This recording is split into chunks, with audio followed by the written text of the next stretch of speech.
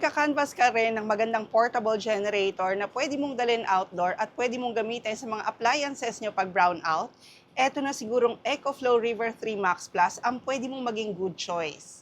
Kahit na during outing, camping, o para sa inyong trabaho, maganda talaga na meron kayong portable generator katulad nito. Isa talaga itong si EcoFlow River 3 Max Plus sa pinakamagandang generator ngayon na matatagpuan nyo sa market.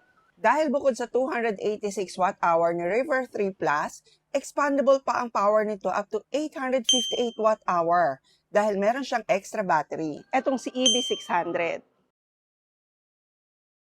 Multiple AC outlets na rin ang pwede niyong pagsaksakan ng appliances dito. So meron siya dito sa unahan, tapos meron pang dalawa dito sa likuran. And bukod pa ron, may magagamit na rin kayong mga USB port, Type-C port, and even car charger port.